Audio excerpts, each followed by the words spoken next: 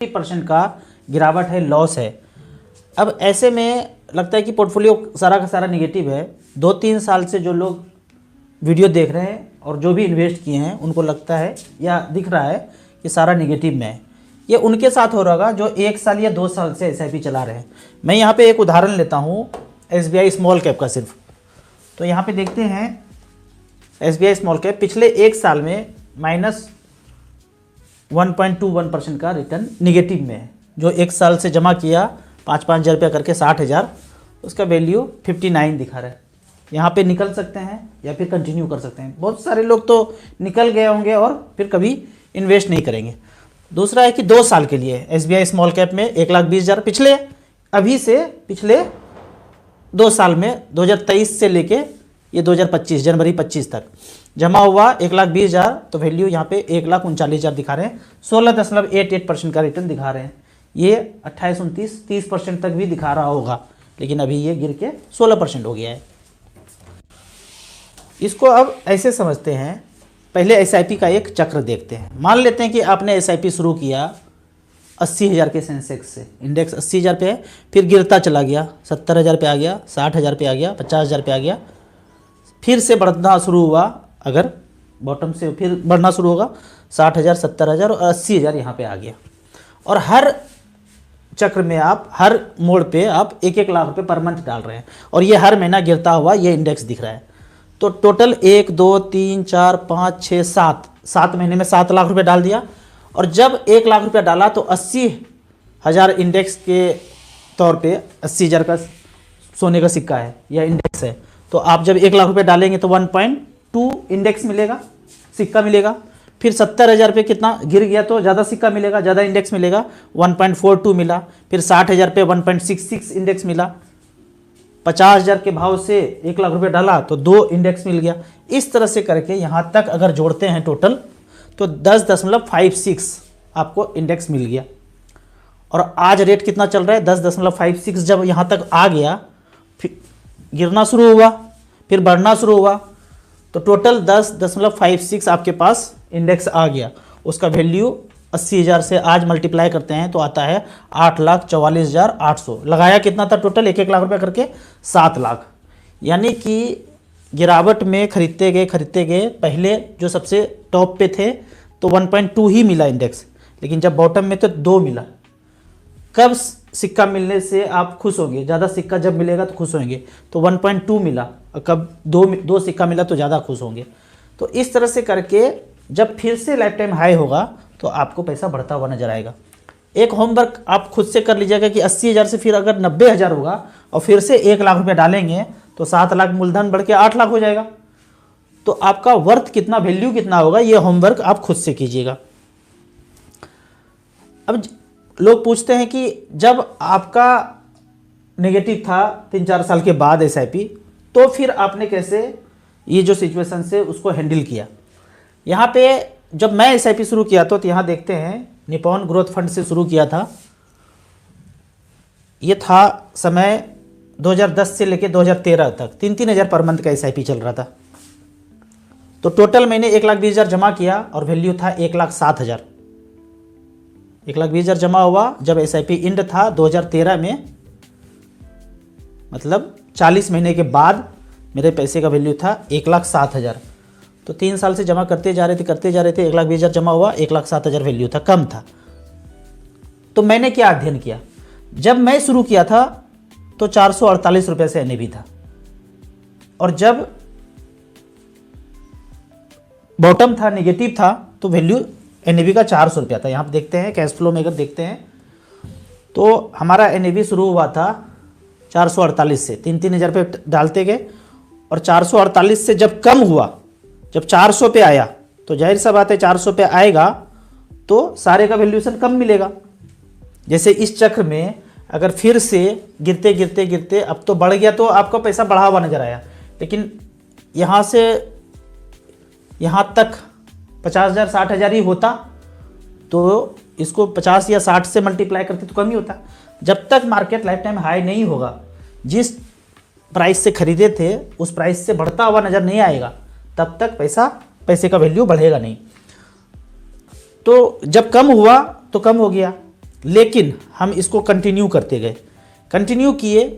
पहले तो इस स्टेज में हमने क्या अध्ययन किया, अध्ययन ये किया कि पीछे से देखते हैं कि क्या हुआ। अभी तो 400 चल रहा है, लेकिन पीछे से क्या चल रहा था। 1995 में अगर देखते हैं तो 10 रुपये से चल रहा था। इसके लिए फिर से कैश फ्लो में अगर जाते हैं कि सिंस इंसेप्शन, जब से ये शुरू हुआ 1995 से ये फंड शुरू हुआ था, 2013 में हम खड़े थे यहाँ पे, जो मेरा पोर्टफोलियो नेगेटिव था। तो इसके कैश फ्लो में जब गए तो 10 रुपये से यूनिट जो शुरू हुआ था और 3-3 हज़ार रुपया किसी ने लगाया, लगाते लगाते इस NAV का रेट जब 400 हुआ तो 40 गुना तो हो गया ना 10 रुपये से लेके। तब उस समय देखते हैं कि 3-3 हज़ार रुपये के SIP का वैल्यू 75 लाख रुपया था उस समय 2013 में। लेकिन वो 3-3 हज़ार रुपया का वैल्यू आज कितना है, तो आज है 7 करोड़ 33 लाख, लगभग 10 गुना बढ़ गया है वहाँ से लेके यहाँ तक। तो जो भी आप SIP कर रहे हैं, डर लग रहा है तो आप पीछे उस फंड को देखिए कि क्या चल रहा है। जो भी आपने SIP किया है उसको पीछे देखिए। हाँ, आप फिर ट्रैक नहीं कर पाएंगे जब अगर 1-2 साल पुराना ही फंड हो, उसके पहले हो ही नहीं उसका ट्रैक रिकॉर्ड। तो उसका ट्रैक रिकॉर्ड देखने का आसान उपाय है कि उसी इंडेक्स में, उसी कैटेगरी में आप दूसरे फंड को कंपेयर कर सकते हैं। जैसे मिड कैप है तो मिड कैप का दूसरे AMC का फंड देख सकते हैं, स्मॉल कैप है तो दूसरे AMC का फंड देख सकते हैं, यदि आपका फंड 1-2 साल 3 साल ही पुराना है। आज हम कंटिन्यू करते गए, जो कभी मेरा 1,07,000 वैल्यू दिख रहा था, आज मुझे 44 लाख रुपया दिख रहा है। अगर मैं लाइव यहाँ पे देखता हूँ तो निप्पॉन इंडिया ग्रोथ फंड, पहले नाम रिलायंस ग्रोथ फंड हुआ करता था, 8,67,000 जमा हुआ है और 44 लाख रुपये यहाँ पे दिख रहा है। आज अगर निकालते हैं तो सारा का सारा पैसा अकाउंट में इतना आएगा, 20.5% का रिटर्न यहाँ पे दिख रहा है। जो भी एक्सपेंस है, फंड मैनेजमेंट चार्ज है, वो काट के ही हमको दिखाया जा रहा है, अलग से काटेंगे, जो काट के सारा दिखा करके 44 लाख रुपया हमारे अकाउंट में आ सकता है। तो बिल्कुल नहीं घबराना है, कोई भी फंड है आप इसी तरह से एनालाइज करेंगे तो थोड़ा थोड़ा कॉन्फिडेंस आएगा। अभी मैं कुछ कमेंट्स को लूँगा, कमेंट्स के बाद आप इस नंबर पर मुझे फ़ोन करके डायरेक्ट कॉल कर सकते हैं, 98-3212-9497। जितने देर वीडियो चलेगा उतने देर तक लाइव रहेंगे इस कॉल पे, उसके बाद ये फ़ोन ऑफ हो जाएगा। तो कुछ कमेंट्स को पहले लेते हैं।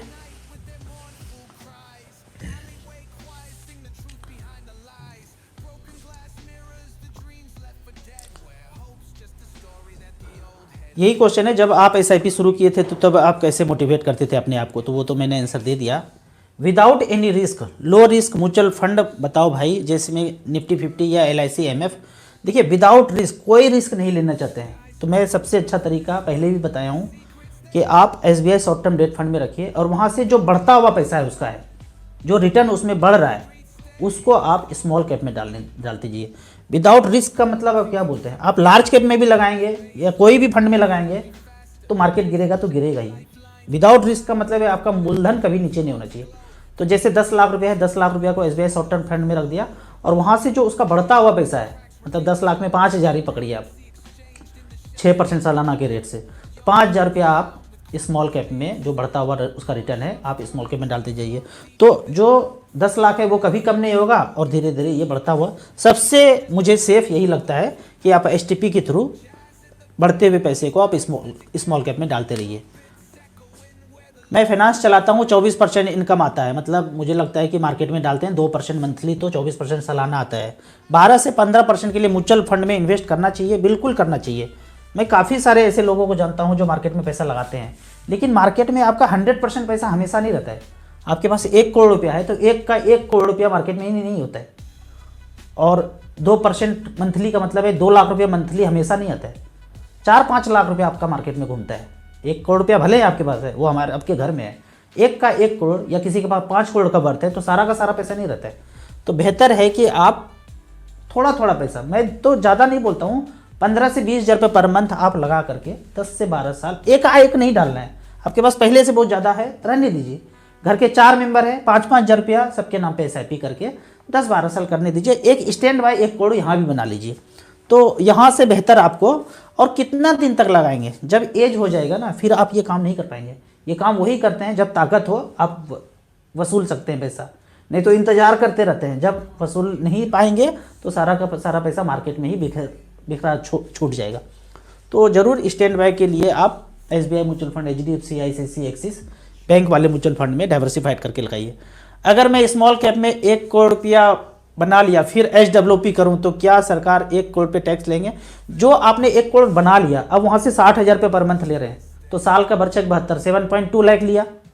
तो 7.2 लाख में से मूलधन हटा दीजिए, मान लेते हैं कि मूलधन 2 लाख या 3 लाख होगा, तो 7.2 में 4 लाख रुपया अगर प्रॉफिट है, तो उस 4 लाख के प्रॉफिट पे टैक्स लगेगा ही लगेगा। 1.25 लाख रुपया गेन अभी तक के नियम के अनुसार उसको हटा दीजिए, बाकी टैक्स लगेगा ही लगेगा। पूरे 1 करोड़ पे नहीं लगेगा, क्योंकि जितना पैसा आप निकाल रहे हैं सालाना, उस पे ही बढ़े हुए पैसे पे लगेगा। बहुत ज़्यादा टैक्स नहीं होता है, नॉमिनल होता है, उसमें आपको चक्कर में कैलकुलेट में पढ़ने का चिंता मत। अगर ऐसा करेंगे, कैलकुलेट करते रहेंगे ना, तो आप इन्वेस्ट नहीं करेंगे। इन्वेस्ट नहीं करेंगे तो अपॉर्चुनिटी खो देंगे, जो 12 से 15% मार्केट में मिलना है उसको आप खो देंगे। यहाँ पे आया है 12 लाख किराना है दुकानें बंद हुई, सब हो जाएगा एक दिन बंद। इसके लिए फिर से एक नाटक देख लीजिए जो 1947 से चलता आ रहा है। नियम है कि जितना सोना है उतना ही रोकड़ा आप छाप सकते हैं, एकदम डायरेक्टली प्रोपोर्शनल है। रोकड़ा उतना छाप सकते हैं, रुपया पैसा उतना छाप सकते हैं, इतना ही छाप सकते हैं जितना सोना है। लेकिन सोना है 5 लाख करोड़ का और छाप दिया आपने 300 लाख करोड़, तो इसमें से 295 लाख करोड़ जो है वो हवाई हो गया। जैसे पाकिस्तान छापता है ना नकली पैसा, वो नकली पैसा हो गया। अब इस नकली पैसे में से 50 लाख करोड़ ऑनलाइन वाले को अलग अलग प्लेटफॉर्म को बांट दिया, 50 लाख करोड़।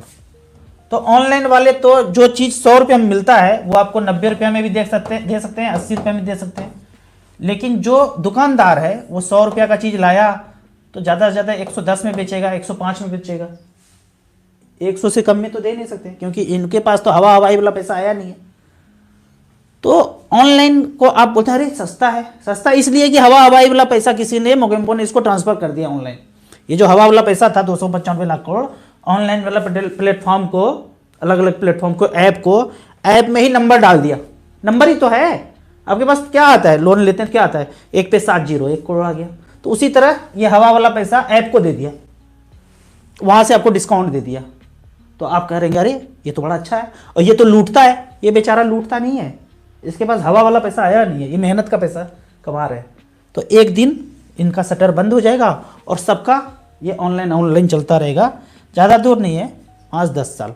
5-10 साल के बाद जब आप सोचेंगे कि मंगाऊंगा खाने के लिए अपने पसंद का चीज़, तो पसंद का नहीं आएगा, वो मोगेम्बो जो चाहता है वही आएगा, बना बनाया खाना मिलेगा, और जो चाहेंगे वही मिलेगा। धीरे धीरे करके यहाँ तक पकड़ा जाएगा। तो धीरे धीरे इसके बारे में सोचना शुरू कीजिए कि वो खेल कैसे खेल रहा है, मोगेम्बो यहाँ से खेल रहा है, ठीक है। इसके बाद फिर रेलवे का बारी आएगा। रेलवे के लिए क्या करेंगे, यहाँ से 100 लाख करोड़ किसी कंपनी ABC को दे दिया। वो कंपनी सरकार को बोलेंगे मैं आपका खरीदना चाहता हूँ, खरीद लिया।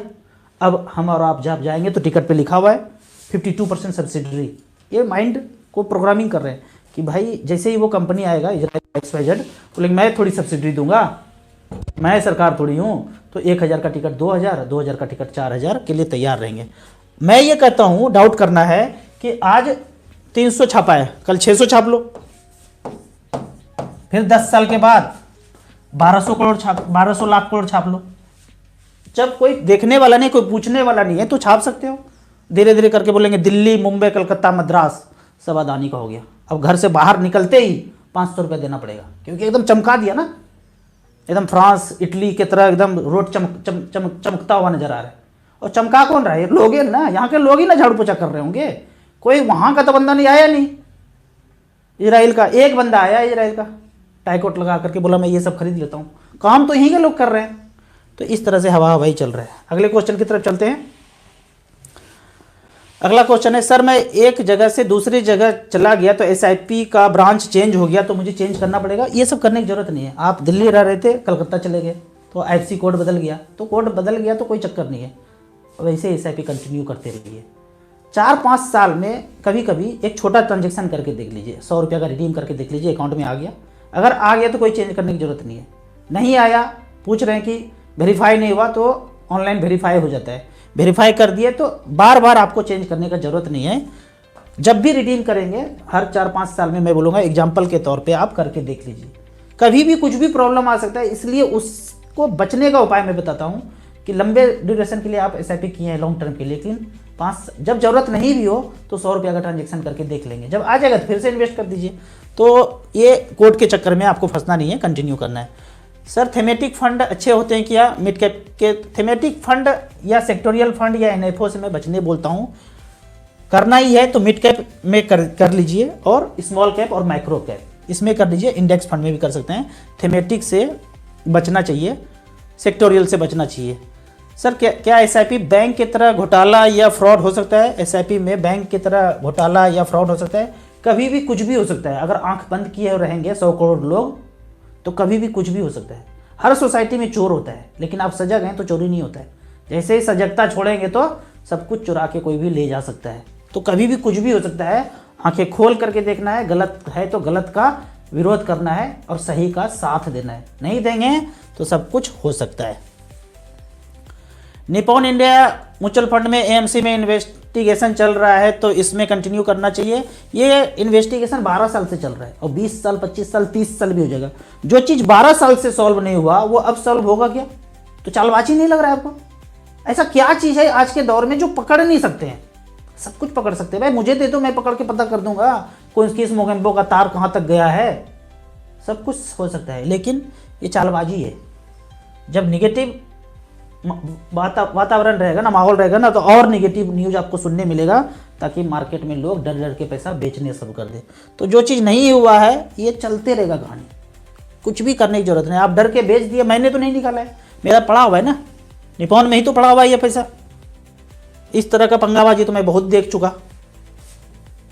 44 लाख यहाँ है, 6-7 लाख रुपया स्मॉल कैप में लगा हुआ है। ये ग्रोथ फंड है, मिड कैप कैटेगरी है और स्मॉल कैप में पड़ा हुआ है। तो हमने तो कोई छेड़छाड़ नहीं किया, कुछ भी नहीं करना है, बने रहना है, डरना बिल्कुल भी नहीं है।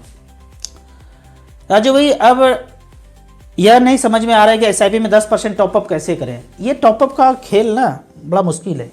मतलब ये बोलते हैं ना एसआईपी स्टेपअप कर देते हैं, वो नहीं करना है। आपके पास पैसा है तो सीधा सीधा एसआईपी बढ़ा दीजिए। जैसे आपका 2000 का एसआईपी चल रहा है और आप स्टेप अप करना चाहते हैं या टॉप अप करना चाहते हैं बार बार, वो नहीं करके आप एसआईपी ही अमाउंट बढ़ा दीजिए।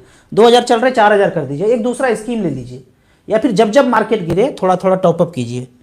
टॉपअप करने में बहुत से लोग क्वेश्चन पूछते हैं कि टॉपअप कैसे करें। आप ऐप में जाइए, उस स्कीम को सिलेक्ट कीजिए, नॉर्मल परचेज कर लीजिए। टॉपअप मतलब नॉर्मल परचेज, फ्रेश परचेज, मतलब एक बार पैसा फिर से डाल देना। उसी को थोड़ा सा सुनने में अच्छा लगे तो टॉपअप बोल देते हैं, नॉर्मल परचेज को ही टॉपअप बोलते हैं। उसी स्कीम में, उसी फोलियो में 5 लाख इन्वेस्टमेंट करना है डॉक्टर के लिए 20 साल के लिए, फंड सजेस्ट करें। सभी स्मॉल कैप में कर दीजिए, एक माइक्रो कैप ले लीजिए जिसका एयूएम सबसे ज़्यादा है। StarSIP.in में जाइए, जो सबसे ज़्यादा लगे उसमें आप एयूएम है, उसमें आप इन्वेस्ट कर दीजिए लंबे समय के लिए। कंपाउंडिंग कैसे वर्क करता है? एक सिंपल चीज समझ लिया आपने ना, 10 लाख का सोना खरीद के लेते आए, 10 सिक्का लेते आए, 1 लाख का 10 सिक्का है, अब उसको रख लीजिए। इसमें कंपाउंडिंग कैसे होगा? कल अगर 1% बढ़ता है तो पूरे सोने का रेट 1% बढ़ जाएगा। परसों अगर 2% बढ़ता है तो जो बढ़ा हुआ है उस पर 2% बढ़ेगा। 3 दिन के बाद अगर 5% गिरता है तो जो पूरा बढ़ा हुआ था उस पर 5% गिरेगा।